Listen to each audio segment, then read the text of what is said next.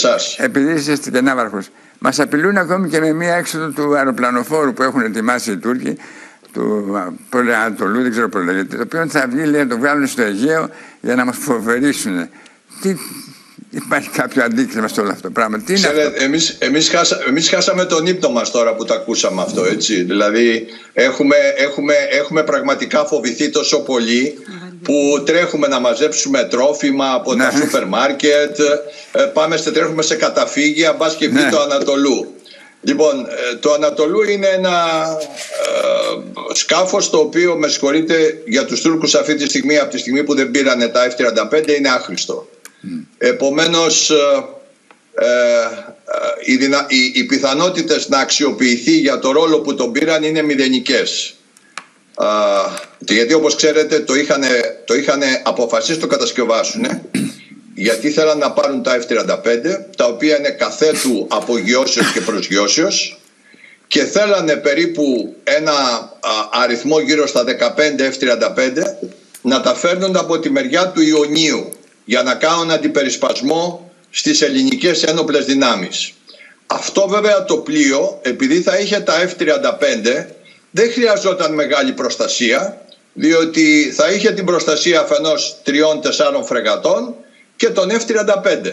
Τώρα όμως που τα F-35 δεν τα έχουν πάρει, το πλοίο χρειάζεται προστασία περιοχής, δηλαδή με όπλα που θα έχουν οι φρεγάτες τους μεγάλης εμβέλειας και όχι μικρής εμβέλειας, και το πλοίο δεν είναι τελείως απροστάτευτο. Δηλαδή δεν έχει μόνο εναντίον βλημάτων που πιθανόν να κατευθυνθούν, εναντίον αεροσκαφών, εναντίον υποβρυχίων δεν έχει απολύτως καμία προστασία. Άρα είναι οι φρεγάτες που... Αν μου επιτρέπετε να τελειώσω. Οι φρεγάτες που το προστατεύουν, γνωρίζετε πολύ καλά από την κρίση το 2020, ότι δεν έχουν μπορέσει να εντοπίσουν ούτε ένα από τα δικά μας υποβρύχια. Επομένως, αυτό το σοπλίο είναι ένας πάρα πολύ καλός στόχος, ο οποίος όχι δεν μας τρομάζει, αντιθέτως γελάμε. Εδώ αρχίζουμε και γελάμε και λέμε, με συγχωρείτε, πρόκειται... Και αν θα δείτε ότι και οι Τούρκοι αναλυτές λένε ακριβώς το ίδιο πράγμα, ότι είναι ένας πάρα πολύ καλός ναυτικός στόχος, έτσι αποκαλείται στην ορολογία την επίσημη. Άρα αυτό δεν μας... Από την εμπειρία σας, όλα αυτά που γίνονται στη θάλασσα, προχθές με το λιμενικό σκάφος της Τουρκίας, με όλες αυτές τις ιστορίες, υπάρχει κίνδυνος εμπλοκής κάποια στιγμή?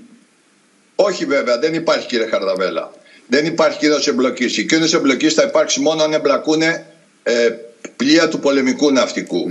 Τα πλοία και των δύο πλευρών του λιμενικού, του τουρκικού δηλαδή ακτοφυλακής και του ελληνικού πολεμικού, δεν έχουν τη δυνατότητα να εμπλακούν, ή και αν γίνει ένα επεισόδιο, δηλαδή κάποιο τρακάρισμα που έχει γίνει και στο παρελθόν, είναι από αυτά τα πράγματα που αμέσως μπορεί να μαζευτούν και ελέγχονται. Όταν εμπλακούν πολεμικά πλοία δεν μπορείς να ελέγξεις το τι θα γίνει και το πώς θα εξελιχθούν τα πράγματα. Κοιτάξτε, αυτό, ξέρετε, όλα αυτά είναι πράγματα που γινόντουσαν επί χρόνια και γίνονται επί χρόνια, και απλούστατα τώρα αυτό το οποίο τα κάνει πιο έντονα είναι αυτές οι πραγματικά απίστευτες δηλώσεις που γίνονται από την τουρκική ηγεσία. Γιατί γίνονται? Κοιτάξτε, γίνονται, ο λόγος που γίνονται, μάλλον θα σας πω αμέσως, αν μου δώσετε ένα λεπτό, για το εξής πράγμα. Βλέπετε, μέχρι τώρα οι Τούρκοι χρησιμοποιούσαν το διεθνές δίκαιο, ότι η Ελλάδα είναι αυτή που δεν εφαρμόζει το διεθνές δίκαιο, που δεν κάνει, που δεν πηγαίνει κόντρα σε όλους τους νόμους τους παγκόσμιους, κατά τη γνώμη των Τούρκων, έτσι. Ξαφνικά, όταν εμφανίστηκαν τα 12 μίλια, επειδή το έγραψε μια εφημερίδα, το διεθνές δίκαιο σταμάτησε να υπάρχει. Όπως σταμάτησε να υπάρχει και στην επίσημη ορολογία τους, δηλαδή στις ανακοινώσεις που κάνουν, οι λέξεις casus belli, αυτές οι δύο λέξεις. Αλλά τι λένε? Ότι θα αντιδράσουμε και να λάβουμε υπόψη τις αποφάσεις της τουρκικής εθνοσυνέλευσης. Δηλαδή, ξέρετε τι μας λένε τώρα? Ότι εμείς όπου θέλουμε χρησιμοποιούμε το δίκαιο, αλλά όταν εσείς πάνε να το εφαρμόσετε, δηλαδή να επεκτείνετε τα 12 μίλια, τότε εμείς αρχίζουμε και πουλάμε τσαμπουκά. και σας λέμε δεν θα το κάνετε γιατί έτσι θέλουμε εμείς. Τώρα με συγχωρείτε, αυτό το πράγμα μπορεί να γίνει ποτέ αποδεκτό από οποιαδήποτε χώρα του κόσμου?